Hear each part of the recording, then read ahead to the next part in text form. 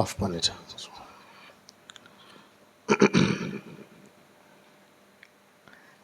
கரங்களை உயர்த்தி நாம் சொல்லுவோம், கர்த்தர் நல்லவர். ஆமென், ஆமென்.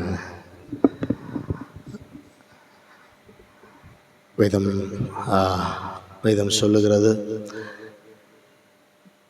கர்த்தர் எல்லா காலத்திலும் நல்லவராகவே இருக்கிறார். ஆமென். இந்த தேவன் என்றென்றைக்கும் உள்ள சதா காலங்களிலும் நம்முடைய தேவன். அவர் எப்பொழுதும் நம்மை நடத்துவார். ஆமென், ஆமென். இந்த ஆராதனைக்கு வந்திருக்கிற உங்களை இயேசுவின் நாமத்தில் நான் வாழ்த்துகிறேன். நாம் கண்களை மூடி இதனால் தேவன் தம்முடைய வார்த்தை கொண்டு நம்மோடு இடைப்படும்படி நாம் ஜெபிப்போம். நல்ல ஆண்டவரே, உமக்கு நன்றி செலுத்துகிறோம். உம்முடைய வார்த்தைகளை கொண்டு நீர் எங்களோடு பேசும்படி நான் ஜெபிக்கிறேன். உம்முடைய வார்த்தைகள் எங்களை பலப்படுத்தட்டும், எங்களை உருவாக்கட்டும், எங்களை வழி நடத்தட்டும், எங்களை புதுப்பிக்கட்டும், உயிர்ப்பிக்கட்டும். உங்கள் நாமம் மகிமைப்படட்டும். உம் சித்தம் எங்களில் நிறைவேறட்டும், இந்த ஆராதனையில் நிறைவேறட்டும். இயேசுவின் நாமத்தில் ஆமென். எடுத்து வாசிப்போம். சங்கீதங்களின் புஸ்தகம் 147.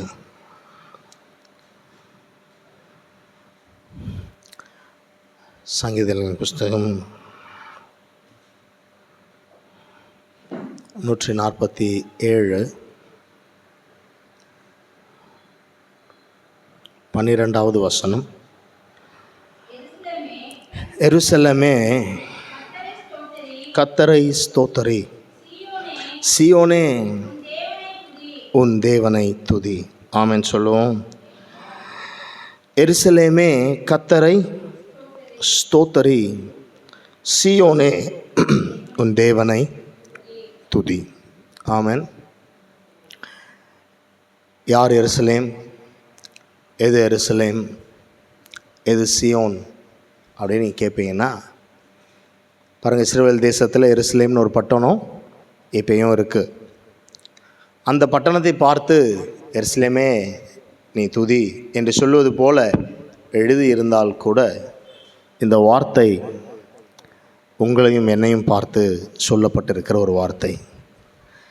எருசலேம் ஆகிய நம்மை பார்த்து சொல்லப்பட்டிருக்கிற வார்த்தை, சீயோன் ஆகிய நம்மை பார்த்து சொல்லப்பட்டிருக்கிற வார்த்தை. எருசலேமே கர்த்தரை ஸ்தோத்தரி, சீயோனே உன் தேவனை துதி. ஆமென் சொல்லுவோம்.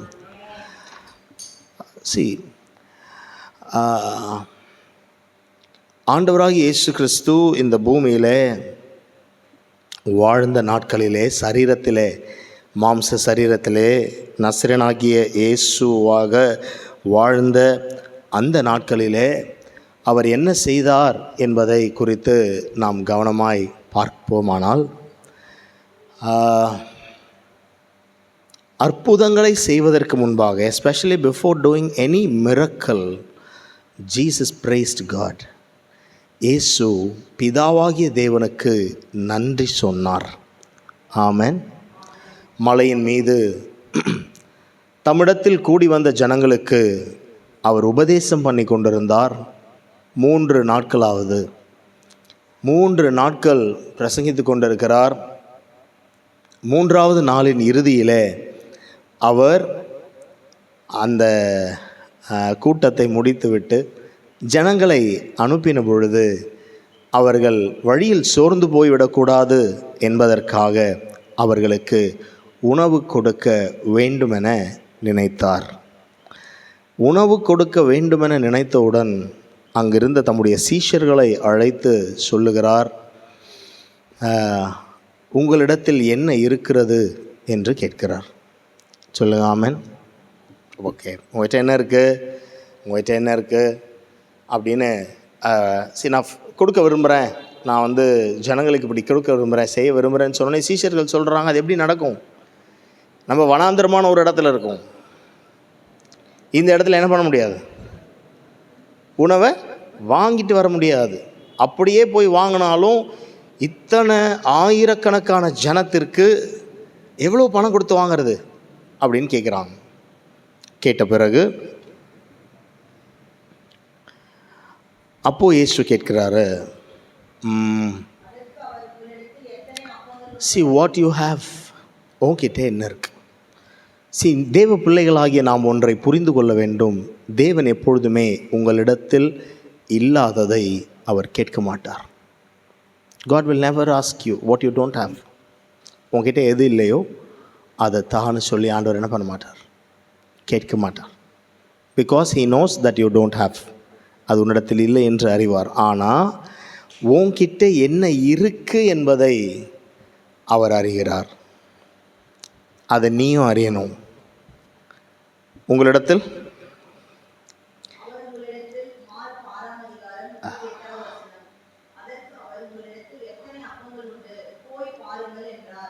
மார்க்கு 6 எத்தனை இருக்குன்னு கேட்குறார். சொல்லுங்க அல்லேலூயா. பாருங்களேன், இவங்க எதை பேசுகிறாங்க அப்படின்னா, எது இல்லையோ அதை குறித்து பேசுகிறாங்க. எது இல்லை, வாய்ப்புகள் இல்லை என்று சீஷர்கள் பேசுகிறார்கள். வாய்ப்புகள் இல்லை, இது நடக்க முடியாது, இது வனாந்திரம். பாருங்கள், எத்தனை இம்பாசிபிள் ஸ்டேட்மெண்ட்ஸ் அவங்க கொடுக்குறாங்க.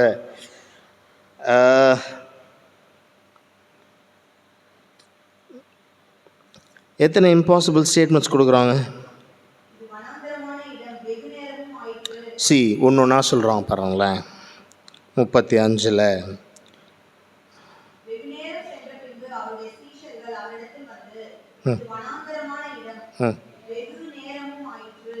வனாந்திரம். ஃபஸ்ட்டு பாயிண்ட்டு ஒன்றும் இல்லாத இடம். ரெண்டாவது நேரமும் ஆயிடுச்சு. ஃபஸ்ட் என்னது? வனாந்திரம், பிளேஸ். இந்த இடத்தில் நான் இப்பொழுது எனக்கு எது வேண்டுமோ அதை பெற்றுக்கொள்ள வாய்ப்பில்லை அல்லது முடியவில்லை என்கிற ஒரு எண்ணத்தை அவங்க சொல்கிறாங்க. இந்த இடத்துல என்ன பண்ண முடியாது, இந்த இடத்துல வாய்ப்பில்லை அப்படின்னு முதல்ல பிளேஸை இம்பாசிபிளாக காமிக்கிறாங்க. இடம், இந்த அற்புதம் நடக்க இந்த இடம் ஏதுவானது அல்ல. இந்த தேவை இந்த இடத்தில் எனக்கு சந்திக்க முடியாது.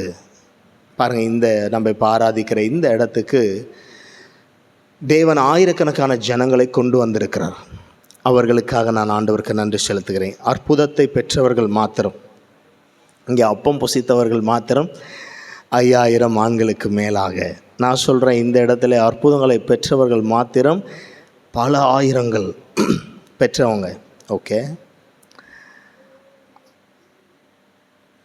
ஆனால் அப்பம் புசித்தவர்கள் அப்பத்திற்காக மாத்திரம் அவரை தேடினது போல வந்த கூட்டத்தில் சிலர்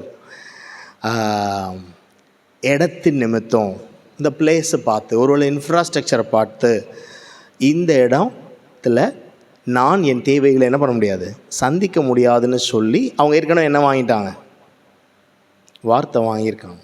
3 நாள் பிரசங்கம் கேட்டாங்க. அவங்க பிரசங்கம் கேட்கறதுக்கு முன்னாடியே அவங்களுக்கு ஹீலிங்லாம் நடந்துச்சுன்னு பைபிளில் கம்பேரிட்டிவில் எழுதியிருக்கு. அவங்களுக்கு சுகம் நடந்துச்சு, வார்த்தை கிடச்சிருச்சு. ஆனால் அப்பம் என்கிற ஒரு அற்புதம் நடப்பதற்கு முன்பாக இடம் ஒரு பிரச்சனைன்னு சொல்கிறான். Because of the place we cannot receive what we have to receive now அப்படின்னு சொல்லி பிளேஸை வச்சு டினை பண்ணுறாங்க. ரெண்டாவது வெகு நேரம். சொல்லுங்கள், வெகு நேரம். சிலருக்கு அது ப்ராப்ளம். வெகு நேரம் ஆயிடுச்சு, ரொம்ப டைம் ஆயிடுச்சு, ரொம்ப டைம் ஆகுது, ரொம்ப டைம் ஆயிடுச்சு அப்படின்னு சொன்ன ஒரு இம்பாசிபிலிட்டியை பேசுகிறாங்க. இடத்த வச்சு சிலர், நேரத்தை வச்சு சிலர் டினை பண்ணுறாங்க. ஓ, வனாந்திரம், இங்கெல்லாம் அப்பம் கிடைக்காது. ரொம்ப நேரம் ஆயிடுச்சு, இங்கெல்லாம் அப்பம் கிடைக்காது. அடுத்து புசிக்கிறதுக்கு இவர்களிடத்தில். அடுத்து இப்போ மனுஷர்களை பேசுகிறாங்க. இந்த மனுஷங்க கிட்ட இல்லை, இடம் பிரச்சனை, நேரம் பிரச்சனை. இந்த மனுஷங்களும் கிட்டேயும் ஒன்றும் இல்லை. அப்படின்னு சொல்லி இல்லை இல்லை இல்லைன்னு பேசுகிறான். அதனால் இவங்களுக்கு வேறு ஏதாவது ஒரு ஆப்ஷன் கொடுங்க அப்படின்னு சொல்லி கேட்குறாங்க பாருங்களேன். ஆனால் 37வது வசனத்தில் ஆண்டவர் என்ன செய்கிறார்? அவர் அவர்களை நோக்கி நீங்களே அவர்களுக்கு போஜனம் கொடுங்கள் என்றார். ஆமென் சொல்லலாம். அதற்கு அவர்கள், நாங்கள் போய் 200 பணத்திற்கு அப்பங்களை வாங்கி இவர்களுக்கு புசிக்கும்படி கொடுக்க கூடுமோ, அது நடக்குமா அப்படிங்கிறாங்க என்றார்கள். அதற்கு அவர், உங்களிடத்தில் எத்தனை அப்பங்கள் உண்டு, போய் பாருங்கள் என்றார்கள். அவர்கள் பார்த்து வந்து 5 அப்பங்களும் 2 மீன்களும் உண்டு என்றார்கள். ஆமென் சொல்லுவோம். அப்பொழுது எல்லாரையும் பசும்புல்லில் மேல் பந்தியாக உட்கார வைக்கும்படி அவர்களுக்கு கட்டளையிட்டார். சாப்பாடே இல்லை இன்னும். ஆனால் இவர் என்ன சொன்னாரா? பந்தியாய் உட்காருங்கள் அப்படின்னு சொல்கிறார். அப்படியே வரிசையாய் 100 பேராகவும் 50 பேராகவும் உட்கார்ந்தார்கள். அவர் அந்த 5 அப்பங்களையும் 2 மீன்களையும் எடுத்து வானத்தை அண்ணாந்து பார்த்து ஆசீர்வதித்து அப்பங்களை பிட்டு அவர்களுக்கு பரிமாறும்படி தம்முடைய சீஷரிடத்தில் கொடுத்தார். சொல்லுங்க ஒரு ஆமென். அங்கே எழுதியிருப்பாருங்க, வானத்தை அண்ணார்ந்து பார்த்து ஆசீர்வதித்து. 2 இருக்குது. அந்த ஆசீர்வதித்து என்கிற வார்த்தைக்கு இன்னொரு அர்த்தம், வானத்தை அண்ணார்ந்து பார்த்து அவர் ஸ்தோத்தரித்தார். அல்லேலூயா சொல்ல. He praised God. இருக்கிறத கையில் எடுத்து ஆண்டவர்கிட்ட சொல்லார், நன்றி ஸ்தோத்திரம் அப்படின்னு சொல்லி பைபிள் சொல்லுது. அப்படியே 2 மீன்களையும் எல்லாருக்கும் பங்கிட்டார். எல்லாரும் சாப்பிட்டு திருப்தி அடைந்தார்கள். ஆமென் சொல்லுங்க. இந்த சம்பவத்தின் தொடக்கத்தில் இடம் ஒரு பிரச்சனை, ரொம்ப நேரமாகுது அப்படின்னு இன்னொரு பிரச்சனையை சொல்கிறான். இவங்கக்கிட்ட ஒன்றும் இல்லை அப்படின்னு அடுத்து சொல்கிறாங்க. இப்படியெல்லாம் காரணங்களை சொல்லி அற்புதம் நடக்க முடியாது, திருப்தி ஆக முடியாது அப்படின்னு சொல்லி கொண்டிருந்த அந்த நேரத்தில் தேவன் என்ன செய்தார்? இயேசு என்ன செய்தார்? இருந்ததை கையில் எடுத்து ஸ்தோத்திரம் பண்ணார். ஆமாம், இருந்ததை எடுத்து என்ன பண்ணுறார்? ஸ்தோத்திரம் பண்ணுறார். நீங்களும் நானும் இதை கற்றுக்கொள்ள வேண்டும். தேவ பிள்ளைகள் இதை கற்றுக்கொள்ள வேண்டும். God will never ask you what you don't have. He will never ask you. உங்ககிட்ட இல்லாததை போய் அவர் கேட்பதில்லை. ஆமென். ஆனால் இருப்பதை அவர் கேட்கிறார் என்பதை நாம் பார்க்கிறோம். கேட்கிறார். இப்போ அப்படியே படிங்க. நம்ம படித்த சங்கீதம் 147 எருசலேமே கர்த்தரை ஸ்தோத்தரி, சீயோனே உன் தேவனை துதி. சொல்லுங்க ஆமென். ஸ்தோத்தரினா என்ன? நன்றி சொல்லு. நன்றி சொல்லு. துதினா என்ன? அவரை உயர்த்து. அவர் எவ்வளவு பெரியவர், அவருடைய குணாதிசயங்களை நீ வர்ணித்து பேசு. அதுதான் துதிப்பது. ஓகே. இப்படி செய்கிற உனக்கு அவர் என்ன செய்கிறார்? 13வது வசனம், அவர் உன் வாசல்களின் தாழ்பாள்களை பலப்படுத்தி உன்னிடத்தில் உள்ள உன் பிள்ளைகளை ஆசீர்வதிக்கிறார். ஆமென் சொல்லுங்க. துதிக்கிற உனக்கு, கடவுளை ஸ்தோத்தரிக்கிற உனக்கு கடவுள் எவைகளை செய்கிறார் என்று வேதம் சொல்லுகிறது. உன் வாசல்களின் தாழ்பாள்கள் பலனாயிருக்கும். உன் வாசல்களின் தாழ்பாள்கள் பலவீனமாக இருக்காது. பாதுகாப்பு இல்லாமல் நீ இல்லை. தெய்வீக பாதுகாப்பு உனக்கும் எனக்கும் ஒவ்வொரு தேவ பிள்ளைகளுக்கும் தேவன் அருளி இருக்கிறார். ஆமென் ஆமென். பலப்படுத்தி உன்னிடத்தில் உள்ள உன் பிள்ளைகளை ஆசீர்வதிக்கிறார். ஒருவேளை உன் பிள்ளைகளை குறித்த கவலையோடு அல்லது கேள்வியோடு குழப்பங்களோடு என் பிள்ளைக்கான காரியங்கள் என்ன என்று சொல்லி யோசனையோடு நீ இருப்பாயானால் உன் பிள்ளைகளை ஆசீர்வதிக்கிறவரை நீ ஸ்தோத்தரி. உன் பிள்ளைகளை ஆசீர்வதிக்கிறவரை நீ துதி. ஆமென் சொல்லுங்க. உன் வாசல்களின் தாழ்பாள்களை பலப்படுத்தி உன்னிடத்தில் உள்ள உன் பிள்ளைகளை ஆசீர்வதிக்கிறார். அவர் உன் எல்லைகளை சமாதானம் உள்ளவைகள் சொல்லுங்கள், எல்லைகளை கூட சமாதானம் உள்ளவைகள் ஆக்கிறார். உனக்குன்னு தேவன் நியமித்த எல்லைகள் உண்டு. உனக்கென்று தேவன் கொடுத்த எல்லைகள் உண்டு. வாழுகிற எல்லை, வேலைக்கான எல்லைகள், ஆவிக்குரிய எல்லைகள் கொடுத்துருக்கார் இல்லையா? அந்த எல்லைகளை கூட அவர் என்ன செய்கிறார்? சமாதானம் உள்ளவைகள் ஆக்குகிறார். ஆமென் சொல்லுங்க. உன் எல்லைகளை சமாதானம் உள்ளவைகள் ஆக்கி உச்சிதமான கோதுமையினால் உன்னை திருப்தியாக்குகிறார். சொல்லுங்க ஒரு ஆமென். அந்த வார்த்தை எப்படி முடியுது? திருப்தியாக்குகிறார். மார்க் 6 என்ன படிச்சிங்க? மார்க் 6 ஞாபகம் இருக்கா? அந்த வார்த்தை எடுத்து பாருங்கள். சொல்லுங்க அல்லேலூயா. ஸ்தோத்திரத்தில் குறைவுகள் நடுவில் அல்லது தேவையின் நடுவிலே ஒருவேளை உன் சூழல்கள் இருந்தாலும் நீ தேவனை ஸ்தோத்தரிக்கிற துதிக்கிற நபராக இருப்பாயானால் உன்னுடைய அந்த சூழல் திருப்தி ஆக்கப்பட்டதாய் முடியும். ஆமென் சொல்லுங்க. உச்சிதமான கோதுமையினால் திருப்தி ஆக்குகிறார் என்று சங்கீதம் 147 சொல்லுகிறது. மார்க் 6 சொல்லுகிறது, எல்லோரும் திருப்தி அடைந்தார்கள். சொல்லுங்க ஒரு ஆமென். அந்த திருப்தி ஆக்கப்படுகிற குறைவு எப்படி திருப்தியான நிலையாக மாற முடியும்? கொஞ்சம் கிடைச்சாலே போதும்ல அப்படின்னு நினச்சிருக்கணும்ல. சீசர் என்ன சொல், கொஞ்சம் கொஞ்சம் எடுத்துக்கிட்டால் கூட பத்தாதுன்றாங்க. ஆண்டவர் கொஞ்சம் கொஞ்சம் எடுக்க வைக்கல, நிறைவாய் திருப்தியாக கொடுத்தார். ஆமென் சொல்ல. உங்கள் தேவனை கரங்களை உயர்த்தி சொல்லுங்கள், நன்றி. நீர் தந்த எல்லாவற்றிற்காகவும் நன்றி. நீர் தந்த குடும்பத்திற்காய் நன்றி. நீர் தந்த பொருளாதாரத்திற்காய் நன்றி. நீர் தந்த ஆரோக்கியத்திற்காய் நன்றி.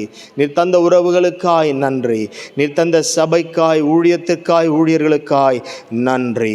நீர் தந்த வேலைக்காய், நீங்கள் தந்த வியாபாரத்திற்காய், வருமானங்களுக்காய் நன்றி. நீங்கள் தந்த ஆவிக்குரிய அனுபவங்களுக்காக நன்றி. ஆமென். உன்னிடத்தில் இருப்பதை பாருங்கள். இங்கே இயேசு என்ன செய்தார் அப்படின்னு நான் சொன்னேன். இந்த 5 அப்பம் 2 மீனை யார் கொடுத்தா? அங்கேருந்து ஒரு சிறு பிள்ளை. பாருங்களேன், பாருங்கள், தேவை மிகப்பெரியது. That's there to give to God. அது கடவுளுக்கு கொடுக்கறதுக்கு ஒரு பெரிய மனசு வேணும். ஆமென் சொல்லுங்கள். சிலர் தேவனிடத்தில் வருவதற்கு சிலருக்கு மனதில்லை. வந்த சிலர் கடவுள் தருவார் என்கிற மனதை மாத்திரம் வைத்திருப்பாங்க. கடவுள் எனக்கு தருவார், சுகம் தருவார், விடுதலை தருவார், ஆசீர்வாதம் தருவார், அற்புதம் தருவார், வார்த்தை தருவார், பிரசன்னம் தருவார், நன்மை தருவார மாட்டாரா? ஆமாவா இல்லையா? தந்திருக்காரா? எனக்கு தந்திருக்கார். இப்போ நான் சொன்ன எல்லாவற்றையும் தேவன் கிருபையாக எனக்கு தந்திருக்கிறார். ஆமென். தருவார் என்கிற மனநிலையில் மட்டும் ஆனால் சிலர் இருப்பார்கள். ஆனால் இங்கே அந்த பிள்ளை நான் தேவனுக்கு என்ன தரலாம் என்று அந்த பிள்ளை முடிவெடுக்குது. பாருங்கள். சொல்லுங்க ஒரு ஆமென். அது ஈஸி கிடையாது. யோசிச்சு பாருங்களேன். ஒரு சின்ன பிள்ளை ஒரு வீட்டில் டெசிஷன் எடுக்க முடியுமா? பொதுவாக ஓகே, அது தன்னுடைய ஆசைகளை கேட்கும், விருப்பங்களை கேட்கும், இதுதான் வேணும்னு அடம் பிடிக்கும், அழுகும், எல்லாம் செய்யும். ஆனால் முடிவை அதால் என்ன பண்ண முடியாது. குழந்தையாக இருக்கும் பொழுது அதால் என்ன பண்ண முடியாது. சிறு பிள்ளையாக இருக்கும்போது அது என்ன சாப்பிட்ணும், எங்கே போகணும், எப்போ தூங்கணும், எப்போ எழணும், எல்லாமே யார் தான் முடிவு எடுக்கிறாங்க? வீட்டில் இருக்கவங்க பெரியவங்க தான் முடிவு எடுக்கிறாங்க. அப்படி இருக்கும் பொழுது அந்த கூட்டத்தில் இருந்து ஒரு சிறு பிள்ளை என்கிட்ட இருக்கிற கொஞ்சத்தை நான் கடவுளுக்கு கொடுப்பேன்னு முடிவெடுக்குது. அவர் எடுத்து ஸ்தோத்திரம் பண்ணார், பெருகினது, அதற்காய் ஸ்தோத்திரம். ஆனால் அவர் கரத்தில் கொடுக்க ஒரு குழந்தை தன் மனதிலே தீர்மானித்தது. பெற்றுக்கொள்ள அநேகருக்கு ஆசை உண்டு, பெற்றவர்கள் 1000 உண்டு. ஆனால் அவருக்கு திரும்ப கொடுக்கிற விருப்பமும் ஆசையும் நமக்குள் எழும்புவதாக. அல்லேலூயா சொல்ல. You should have heart to give to God. உன் நேரத்தை கொடுக்கணும், உன் உழைப்பை கொடுக்கணும். உனக்கு ஏதாவது ஸ்கில்ஸ் இருக்குதுன்னு வச்சுக்கோங்களேன், உனக்கு ஏதாவது திறமைகள், தாளந்துகள். பாருங்கள், சிலர் வாத்திய கருவிகள் வாசிக்க அவங்களுக்கு திறன் இருக்கும். சிலருக்கு கம்ப்யூட்டர் நல்லா ஆப்ரேட் பண்ண திறமை இருக்கலாம். அல்லது சிலருக்கு எழுதுகிற திறமை இருக்கும், வரைகிற ஏதோ ஒரு திறமைன்னு ஒன்று கடவுள் எல்லாருக்குள்ளேயும் கொடுத்துருக்கிறார். ஒரே மாதிரியாக ஒரு வேளை கொடுக்காமல் இருக்கலாம், ஆனால் எல்லாருக்குள்ளும் தேவன் ஒரு விசேஷித்த தன்மையை கொடுத்துருக்கிறார். உனக்கு தேவன் கொடுத்ததை நீ தேவனுக்கு கொடுக்க வேண்டும். ஆமென் சொல்ல. அடுத்தவனை மாறி கொடுக்கறதுக்கு கடவுள் உனக்கு கூப்பிடல. ஆனால் உன்னுடையதில் சிறந்ததை நீ கடவுளுக்கு கொடுக்க நீ கற்றுக்கொள்ளணும். ஆமென் சொல்லுவோம். ஆமென். ஓகே. பாருங்கள், அந்த சின்ன பிள்ளை தானாக டெசிஷன் எடுக்க முடியாது. ஆனால் அந்த பிள்ளை தன்னிடத்தில் இருக்கிறத கொடுக்குது. இப்போ நமக்கு தெரியும்ல, 5 அப்பம் அவர் கையில் போச்சு, 5000 பேருக்கு சாப்பாடு வந்துச்சு, நமக்கு தெரியும். அந்த பிள்ளைக்கு தெரியுமா கொடுக்கும்போது? தெரியாது. கொடுத்தா திரும்ப வருமானு தெரியாது. கொடுத்தால் வந்தாலும் சரி, வரவில்லை என்றாலும் சரி, அதை குறித்து அந்த பிள்ளை யோசிக்கவில்லை. அந்த பிள்ளை இயேசுவினிடத்தில் எந்த நிபந்தனையும் இல்லாமல் கொடுக்கிறது. ஆமென். என்னிடத்துல சிஸ்டர் ஷீபா கிட்டலாம் நிறைய பேர் பேசியிருக்கிறாங்க, சொல்லியிருக்காங்க, அண்ணன் இது மட்டும் நடந்துட்டோன்னே நான் இதை செய்ய போகிறேன் ஆண்டவருக்கு, இது மட்டும் நடக்கட்டும் அண்ணன் நான் இதை செய்கிறேன் ஆண்டவருக்கு, இப்படி நடந்துருச்சுன்னா அண்ணன் நான் இப்படி செய்வேன் அண்ணன் அப்படின்னு சொன்ன அநேகர் உண்டு.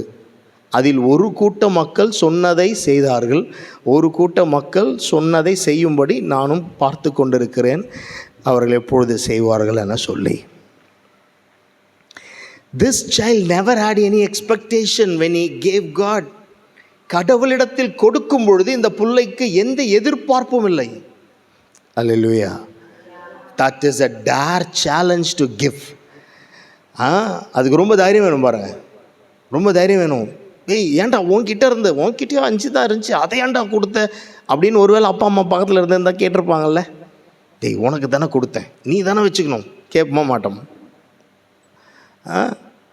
பாரு 2 வாரம் முன்னாடி, 2 வாரமாக, ஆமாம் 2-3 வாரம் முன்னாடி என் பாப்பா இங்கே உட்காண்ட்ருக்கா. ஞாயிற்றுக்கிழமை ஆராதனையில் நம்ம சாங் ப்ராஜெக்டுக்காக பற்றி அக்கா பேசிகிட்டு இருந்தோம். சாங் ப்ராஜெக்ட் பற்றி பேசும்பொழுது, நீங்கள் கொடுக்க விரும்புகிறவர்கள் அந்த சாங் ப்ராஜெக்டுக்காக நீங்களும் கொடுக்கலாம். பாருங்கள், சர்ச்சில் ப்ராஜெக்ட் இருந்துகிட்டே இருக்கும். பில்டிங் ப்ராஜெக்ட் இருக்கும், லேண்ட் ப்ராஜெக்ட் இருக்கும். So projects will not finish. Project ஒரு சர்ச்சில் முடிஞ்சிருச்சுன்னா என்ன அர்த்தம்னா அந்த சர்ச்சுடைய எக்ஸ்பேன்ஷன் விஷன் குறைவாக இருக்குதுன்னு அர்த்தம். ஆனால் சர்ச்சில் ப்ராஜெக்ட் மேலே ப்ராஜெக்ட் சொல்லிகிட்டே இருக்கிறாங்கன்னா என்ன அர்த்தம்னா சபை ராஜ்யத்தின் விரிவாக்கத்திற்காக இயங்கி கொண்டு இருக்குதுன்னு அர்த்தம். ஓகே, அப்போது அக்கா சொல்லிட்டே இருக்கிறாங்க, கடவுளுக்கு ஸ்தோத்திரம். அப்போ திடீர்னு என் பாப்பா காதில் ஒரு கம்மல் போட்டிருக்கிறா, கோல்டு கம்மல் போட்டிருந்தா. அவள் என்ன பண்ணால் கடன் கழட்டிட்டா. கழட்டி எடுத்துகிட்டு வந்து கவரில் போட்டு இது வந்து பாட்டுக்காக ஆஃபரிங் அப்படின்னு கொடுத்துட்டான். எனக்கு வந்து நான் அது ரொம்ப விருப்பமாக அவளுக்கு வாங்கி கொடுத்தேன், ஆசையாக வாங்கி கொடுத்தேன். நான் ஆஃபீஸ் போகிற டைமில் வாங்கினது சின்ன கம்மல். அது கடவுள் எனக்கு காண்பிச்சார், அவளுக்கு வந்து இப்படி ஒரு கல் வச்சது போல் இந்த நிறம் இருக்கிற ஒரு கல் இருக்கிறத எனக்கு கடவுள் காண்பிச்சார். அதனால் அந்த க்ரீன் கலர் ஸ்டோன் இருக்கும், அதில் அந்த ஸ்டோன் இருக்கிறத வாங்கி கொடுத்தேன். எடுத்துகிட்டு வந்து கொடுத்தோன்னே எனக்கு ஒரே ஷாக் ஆயிடுச்சு. என்ன ஷாக் ஆயிடுச்சுன்னா, நான் உனக்கு இவ்வளோ தேடி ஆசையாக வாங்கினது எடுத்துகிட்டு வந்து கடவுள்கிட்ட கொடுத்துட்டே அப்படின்னு அப்பாவாக எனக்கு தோணுச்சு ஒரு நிமிஷம். ஆனால் அது ஐ டாக் ஃப்ராங்க்லி, ஓகே, நான் ஓப்பனாக பேசுகிறேன். ஆனால் உடனே எனக்கு நான் ஊழியக்காரன், நான் ஆண்டவரால் அபிஷேகம் பண்ணப்பட்டவன், இதை விதைக்க அது மேலே பற்று இல்லாமல் அதை விதைக்க உனக்கு மனம் வந்தபடியால் நான் அதை பிள்ளை பிளஸ் பண்ணேன். உனக்கு இது போல் தேவன் பல மடங்கு தருவாராக. ஆமாம். என்னன்னா என்கிட்டையும் கேட்கல, ஆனால் அவன் மம்மிக்கிட்ட கேட்டாலான்னு எனக்கு தெரியல. ஓகே, மம்மிக்கிட்ட கேட்டா, அது மம்மி வந்து ஓகே சொல்கிற மம்மி இந்த மாதிரி விஷயத்தில். இன்றைக்கி காலையில் ஒரு சர்ச்சுக்காக, வேறு ஒரு சர்ச்சுக்கு வந்த தனிப்பட்ட, எனக்கு அக்காவுக்கு வந்த தனிப்பட்ட ஆஃபரிங்கை வேறு ஒரு சர்ச்சுடைய கட்டிட பணிக்காக இன்றைக்கி என்ன பண்ணோம், ஒரு ஆஃபரிங்கை வந்து அனுப்பிச்சோம், காணிக்க அனுப்பிச்சோம். நான் அதை அனுப்பிட்டேன், நான் அக்காகிட்ட சொல்லலை, நான் அனுப்பிட்டேன் அப்படின்னு அக்காகிட்ட சொன்ன உடனே அக்கா முகத்தை நான் பார்க்குறேன், அக்கா சந்தோஷமாக சிரிக்கிறாங்க. நான் யோசிச்சு பார்க்குறேன், வந்ததுன்னா தானே சிரிக்கணும். பொதுவாக நிறைய பேர் எப்படி சிரிப்பாங்க, எப்போ சிரிப்பாங்க, வந்ததுன்னா சிரிப்பாங்க. நான் விதைச்சேன் அப்படின்னு சொன்னதுக்கு எதுக்கு இவங்க இப்படி சிரிக்கிறாங்க, ஏன் இவ்வளோ சந்தோஷப்படுறாங்க அப்படின்னு சொல்லி என் மனசில் ஒரு நிமிஷம் நினச்சேன். அப்போ நான் யோசித்தேன், அதுதான் அவங்களுக்கு மகிழ்ச்சி. தேவ ராஜ்யத்தில் விதைத்தது அவர்கள் மகிழ்ச்சியாக இருக்குன்றதை நான் திரும்பவும் பார்த்தேன். நான் சொல்கிறேன், அந்த சின்ன பிள்ளை it is a dare faith. அது தைரியமான ஒரு விசுவாசம். திரும்ப வரும் வராது அதை பற்றிலாம் இல்லை. அங்கே ஒரு தேவை இருக்குது, என் ஆண்டவர் கேட்கிறார் என்ற அதை தெரிந்த உடனே அந்த பிள்ளை தானாகவே கொடுத்ததினால் வச்சிருந்தால் அந்த பிள்ளையும் ஒருவேளை திருப்தி இல்லாமல் இருந்திருக்கும். ஆனால் கொடுத்ததினால் வந்தவர்கள் எல்லோரும் திருப்தி அடைந்தார்கள், அந்த பிள்ளையும் திருப்தி அடைந்தது. தேவனை துதி, உன் வாழ்க்கையில் திருப்தி உண்டாகும். ஆமென். ஐயோ, இது இப்படி இருக்குது, அது இப்படி இருக்குது, இது இப்படி இருக்குது, அது இப்படி இருக்குது. எருசலேமே, உன் தேவனை ஸ்தோத்தரி. சீயோனே, துதி, ஸ்தோத்திரம் சொல், ஸ்தோத்திரம் சொல். அடுத்து இந்த பிள்ளை செய்ததை போல மனது இருக்கணும். கடவுள் சொல்லுவாரானால், உன்னை ஏவுவாரானா, if God leads you, guides you. Amen. சமீபத்தில் ஒரு நாள் ஒரு ஹோட்டல் போயிருந்தேன் உணவு வாங்கிறதுக்காக. நான் அந்த உணவு ஆர்டர் பண்ணிட்டு உட்காண்ட்ருக்கேன்.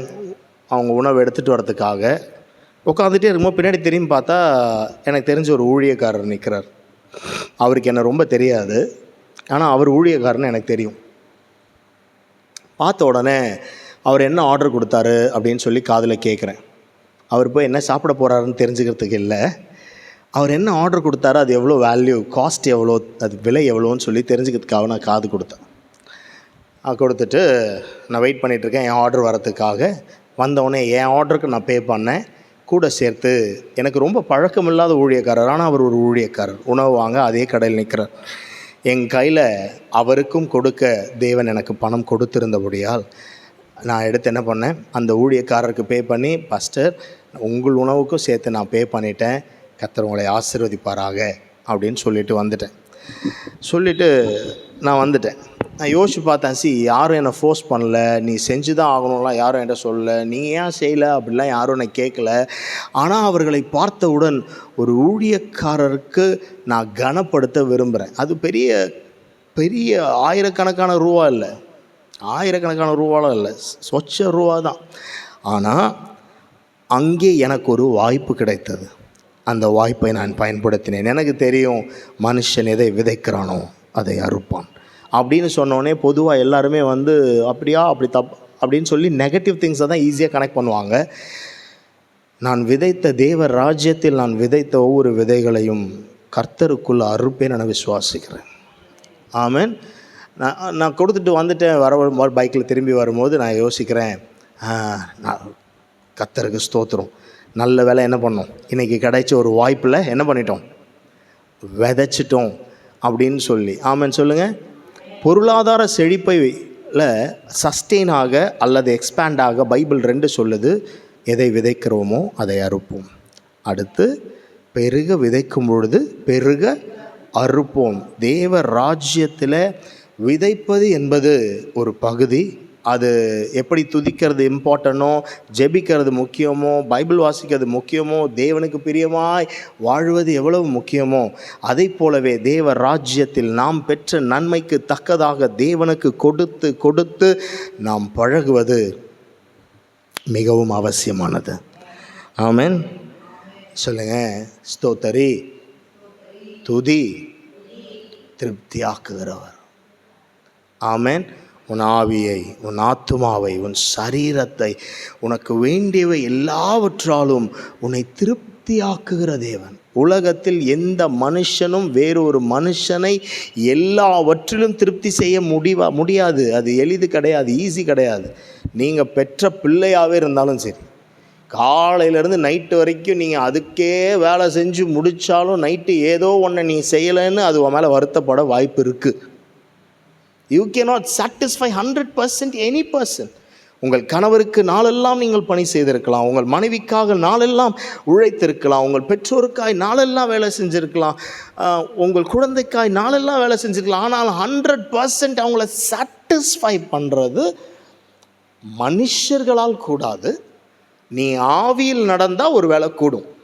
நீ ஸ்பிரிட்டில் நடந்தினா அவர்களுக்கு ஒவ்வொரு நீடையும் உன்னால் மெட் பண்ண ஆவியானவர் உனக்கு சொல்லித்தர முடியும் ஆவியில் நடந்தால். ஆனால் வெறும் மாம்ச எஃபர்ட்டில் அது பாசிபிளே கிடையாது. உன் பாஸை எப்போதுமே நீ ப்ளீஸ் பண்ண முடியாது. உன் டீச்சரை, உன் கிளாஸ்மேட்டை, உன் ஃப்ரெண்டை 100%லாம் உன்னால் சாட்டிஸ்ஃபை பண்ண முடியாது, முடியவே முடியாது.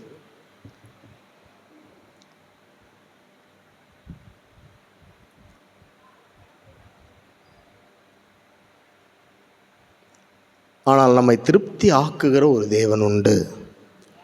அவர் நம் தேவன். உன்னை திருப்தி ஆக்குவார். சொல்லுங்க, திருப்தி ஆக்குவார். திருப்தி ஆக்குவார். உன்னை திருப்தி ஆக்குவார். உனக்கு திருப்தி அப்படின்ற ஒரு அளவுக்கு உன்னை கொண்டு வந்து அவரால் வைக்க முடியும். ஆமென். சாட்டிஸ்ஃபேக்டரி லெவலுக்கு உன்னை கொண்டு வந்து அவரால் வைக்க முடியும். வசனம் சொல்லுகிறது, எருசலேமே கர்த்தரை ஸ்தோத்தரி, சீயோனே உன் தேவனை துதி. சொல்லுங்க ஒரு ஆமென். அல்லேலூயா, அல்லேலூயா. அவர் திருப்தி ஆக்குகிற தேவன். கரங்களை வைத்து சொல்லுங்க, திருப்தி ஆக்குகிற தேவன். நல்லா சொல்லுங்க, திருப்தி ஆக்குகிற தேவன். என்னை திருப்தி ஆக்குகிறவர், என் குடும்பத்தை திருப்தி ஆக்குகிறவர். ஆமென், ஆமென். வேண்டிய மட்டும் கொடுத்தாராம் அப்பங்களை. பாரு, 5 அப்பம் தான் இருந்துச்சு, ஆளுக்கு எவ்வளோ தான் எடுக்கணும்? கொஞ்சம் கொஞ்சம் தான் எடுக்கணும். ஒரு அப்பம் தான் நீங்கள்லாம் சாப்பிட்ணும். அப்படி சொல்லலையா ஆண்டவர்? சாட்டிஸ்ஃபை ஆகிற வரைக்கும் சாப்பிடுங்கடான்ட்டார். அவனுக்கு திருப்தி. 3 நாள் சாப்பிட முடியாது, எப்படி பசிச்சிருக்கும்? மத்தியானம் சாப்பிட்டுட்டு இப்போ 10 நிமிஷம் கூட ஆச்சுனாலே எவ்வளோ லேட் ஆகிடுச்சு, பசி மணி 8 ஆகிடுச்சுன்னு சிலருக்கு பசிக்குது. 3 நாள் சாப்பிடாம இருந்துருக்குறான். எப்படி பசிச்சிருக்கும்? பசி உணர்வு ஏற்பட்டிருக்கும்ல. வசனம் கேட்குற வரைக்கும் பசிக்கலை.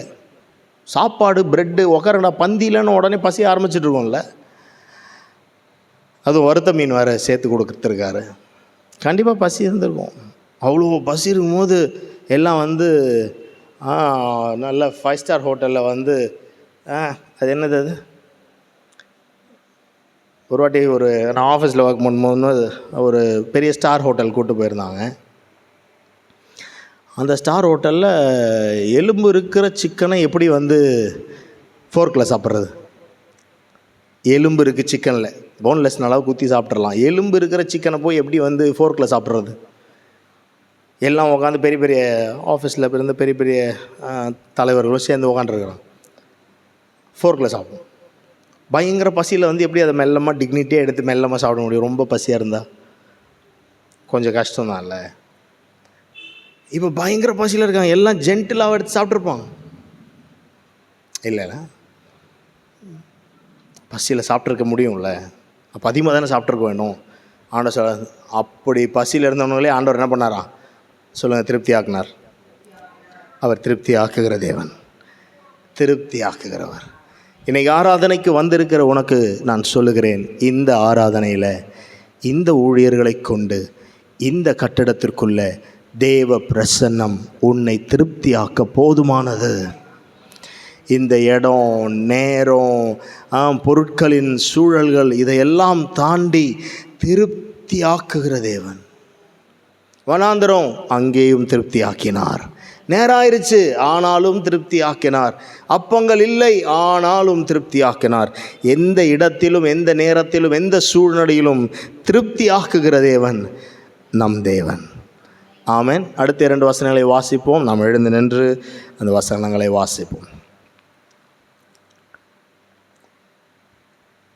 தாழ்பாள்களை, வாசல்களின் தாழ்பாள்களை பலப்படுத்தி உன்னிடத்தில் உள்ள உன் பிள்ளைகளை ஆசீர்வதிக்கிறார். அப்படியே எழுந்து நின்று படிக்கலாமா? அந்த படித்து நம்ம ஜெபிச்சு நம்ம ஆராதனை நிறைவு செய்ய போகிறோம். கர்த்தர் நல்லவர். உன் வாசல்களின் தாழ்பாள்களை பலப்படுத்தி உன்னிடத்தில் உள்ள உன் பிள்ளைகளை அவர் ஆசீர்வதிக்கிறார். உன் எல்லைகளை சமாதான உழைவுகள் ஆக்கி, சொல்லுங்க, திருப்தி ஆக்குகிறார். கரங்களை வைத்து சொல்லுங்க, திருப்தி ஆக்குகிறவர், ஆசீர்வதிக்கிறவர், பலப்படுத்துகிறவர். நன்றி. சமாதானம் உள்ளவை ஆக்குகிறவர். என் எல்லைகளில் சமாதானம், எனக்கு திருப்தி, என் பிள்ளைகள் மீது ஆசீர்வாதம், என் வாசல்களின் தாழ்பால் பலப்படுத்துகிறவரே, உம்மை நான் ஸ்தோத்தரிக்கிறேன், உம்மை நான் துதிக்கிறேன்.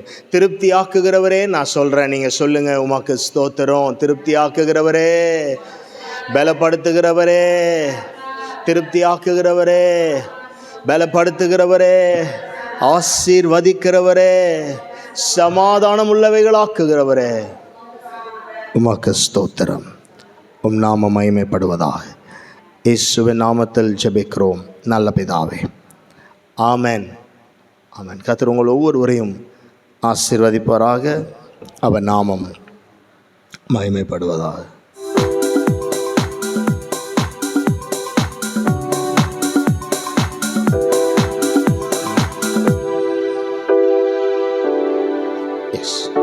எப்பொழுதும் தேவராஜ்யத்தில் நம்முடைய காணிக்கைகளை விதைப்போம். கர்த்தர் நம்மை ஆசீர்வதிப்பார். என் தேவைகள்